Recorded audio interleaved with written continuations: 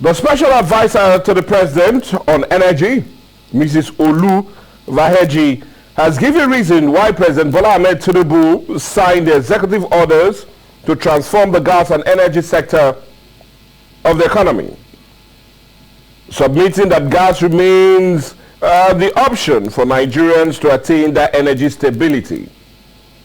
The advisor said that Mr. President also introduced fiscal incentive to deepened compressed natural gas, which is CNG, and liquefied petroleum gas, PLG, penetrating to deal with all the aims as easing the impact of fuel subsidy on transportation cost.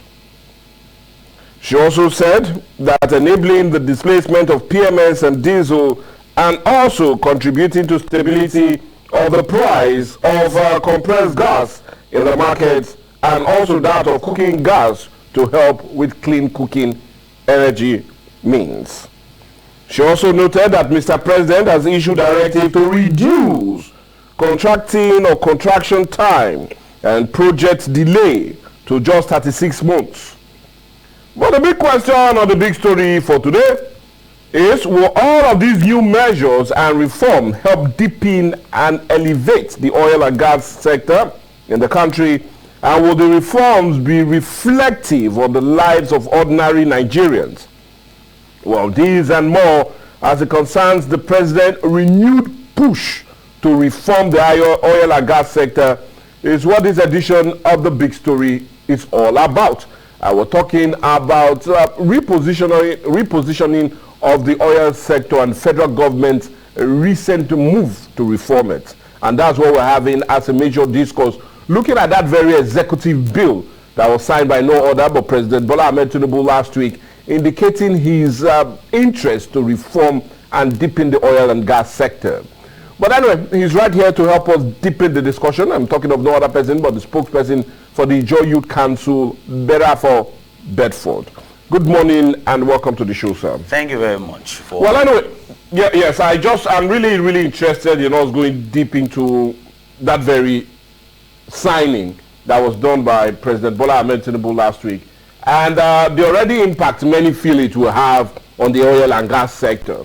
But my question will come this way: are you quite positive that this new signing and new directional push of Mr. President will do a whole lot as it concerns helping to reposition the oil and gas sector in the country?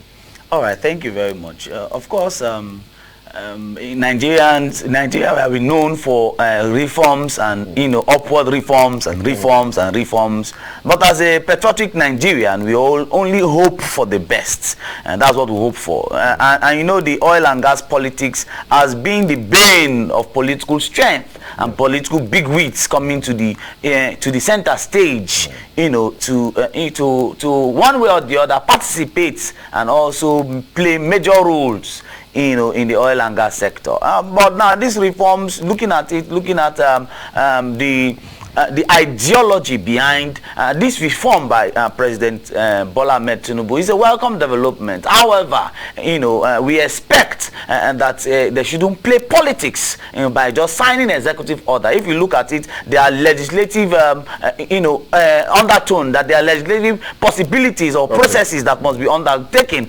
to further deepen and solidify what he has signed whatsoever. But for us, they shouldn't play politics with us. For Nigeria to have over 38% of gas reserve across the African continent, and yet only 4% are being utilized. Even that 4% is in billions of dollars. However, nevertheless, nothing tangible is being done to ameliorate the needs of our people. Power is still in shambles, and every other sectors that are totally dependent on gas, and the oil and gas sector is in shambles. So, of course, the president, beyond signing the executive order, should put, action to words and not just giving us rhetorics that we have been hearing over the years. Government in, government out. Well, anyways, I rather want to stick with that very bill and the reforms.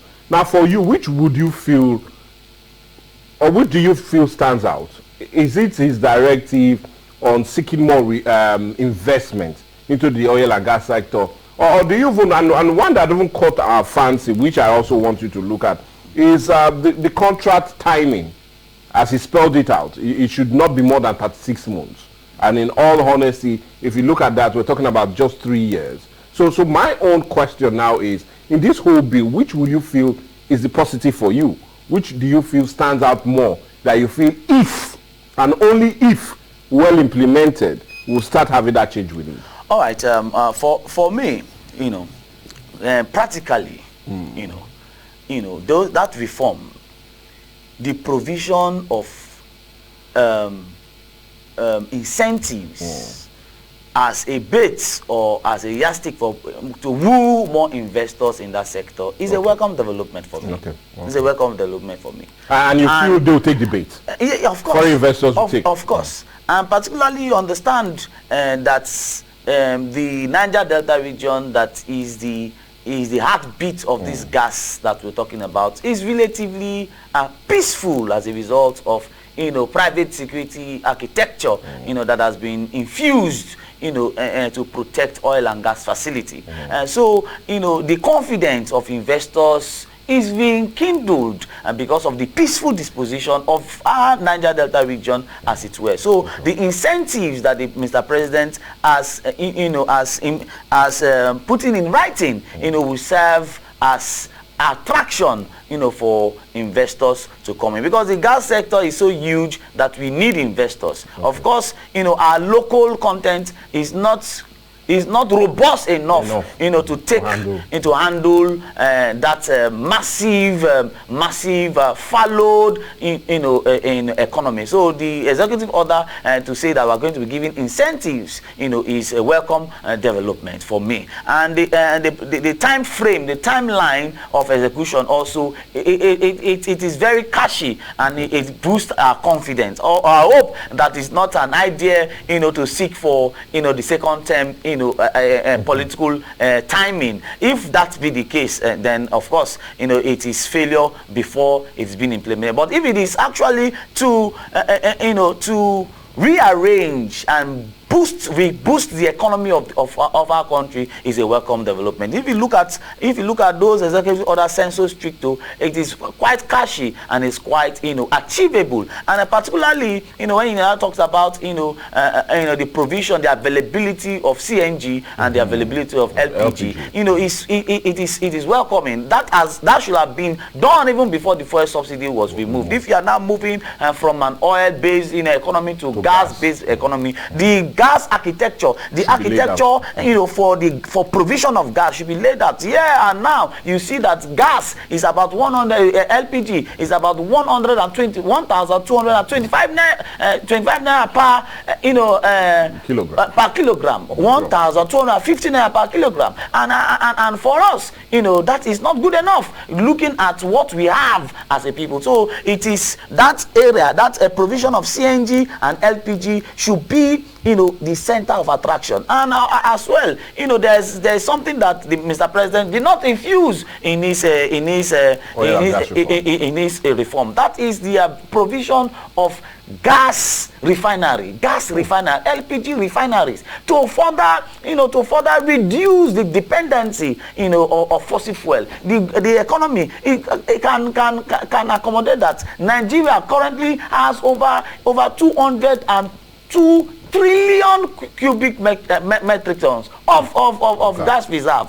So if the government, the Minister for Gas, should come up with a template and submit to Mr. President, so that we can have investors, we can have a template of gas, refinery, and look for investors. Like if you see the refinery, the hydrocarbon refinery that is being done, an independent individual, that is Ezekiel, that is building, somewhere in Bayelsa. If that is complete, I'm aware that the government also own about 15%, a stake in that venture. So this current government should look at, LPG gas, as CNG gas refinery stations. Do you feel if we really diversify from oil to gas, we might just really be hitting the gold mine, and there'll be total revolution as it concerns having more especially from gas than oil. Yeah, of course. We're undermining, we're looking at the era of clean energy.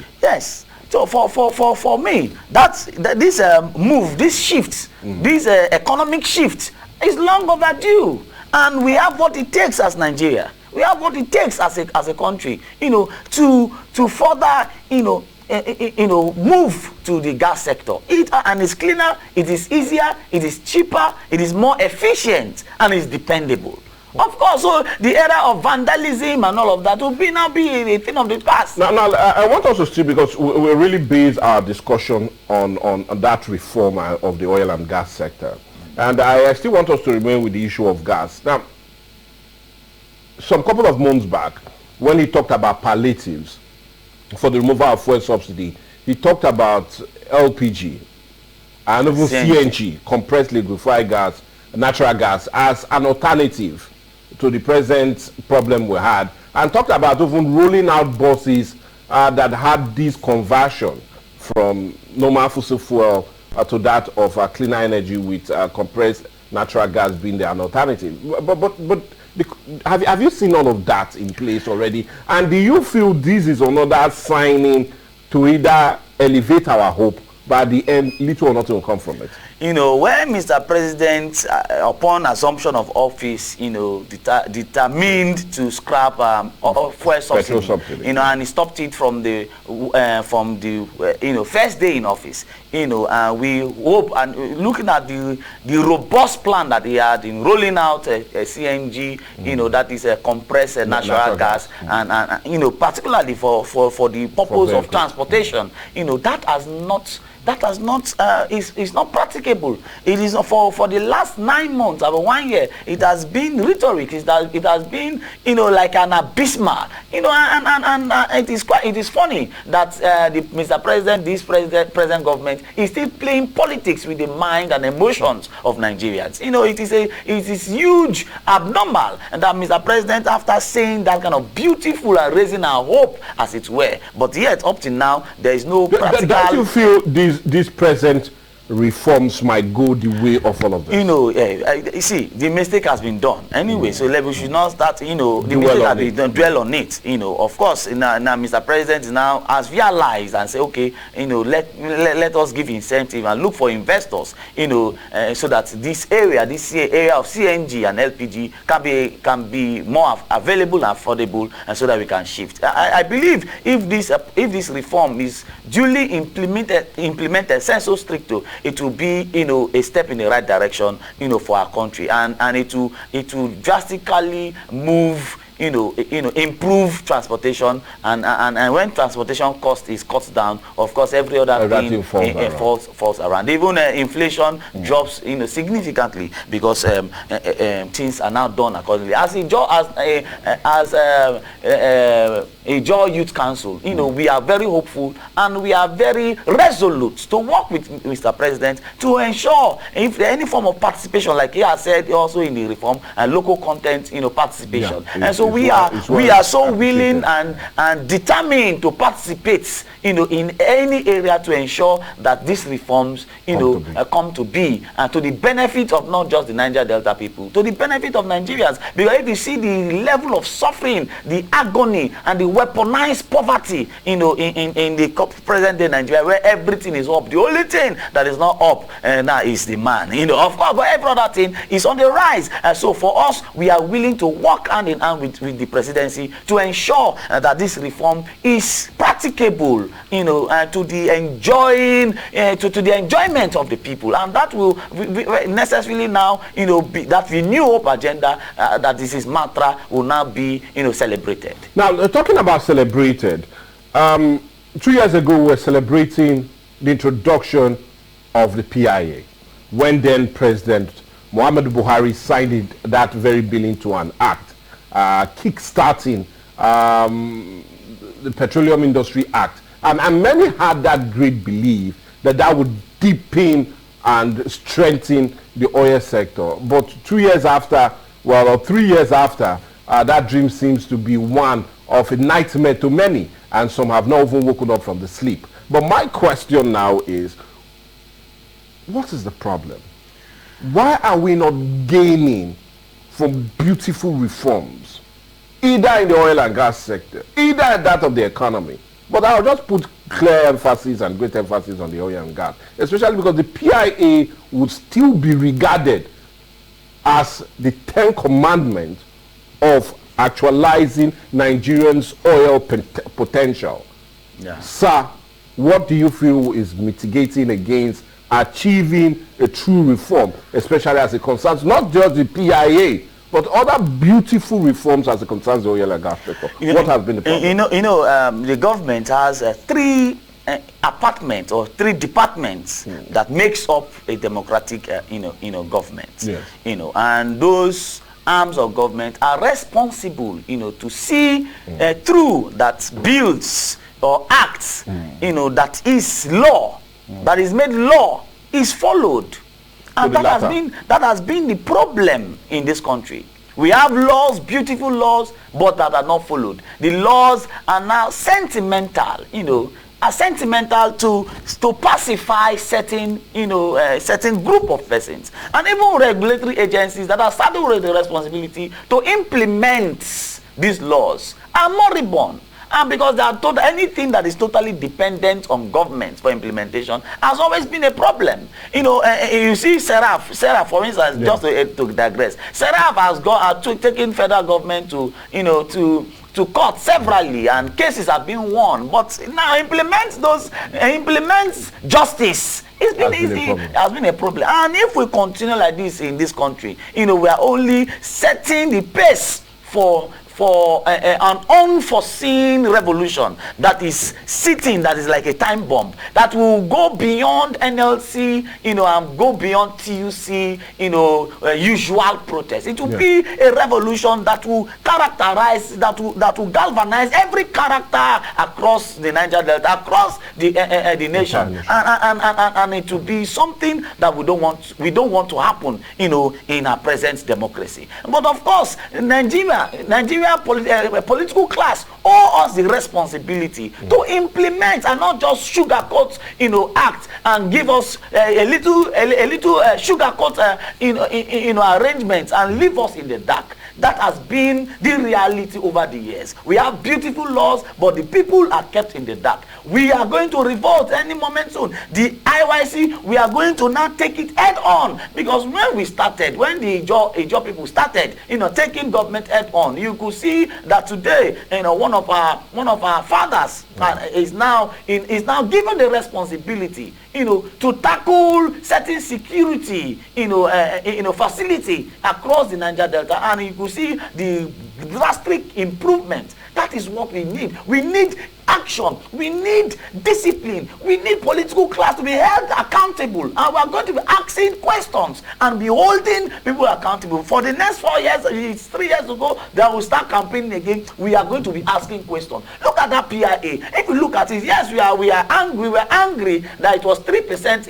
OSCOM, engagement. Even that 3%, it's not even implemented. And we are saying, okay, give an upward review. But yet, that document has been moribund. That document has been lying fallow, unattended to, and here we are seeing another beautiful reform to say incentive. Well, the incentive is welcome, however, we need action. We need our reform. Those are bills that are for the benefit, for the progress of the nation, to be implemented. In books, we are beautiful, but in reality, we are just a mess. Well, anyway, it will not be more of being the books, but what we're really discussing and really aiming at is the issue of the recent oil and gas reform bill that was signed by that executive order from no other but President Bola Ahmed Tinubu last week. It's already created a whole lot of excitement and also skepticism in the oil and gas sector, with some really feeling that, well, this has come to be, and the incentive and all the direction it will take will definitely deepen the oil and gas sector. While others, just like my guests, seem to be a bit reserved, waiting to see what the outcome will be, and if it will be, and if the government will have the political will to ensure that that bill is definitely implemented. But what we'll do now is we'll go ahead with how things are being run here, and that is go on a break now. But when we come back, more discussion centered on federal government, a repositioning of the oil and gas sector, and the reforms he signed into law last week. Let's go on a break.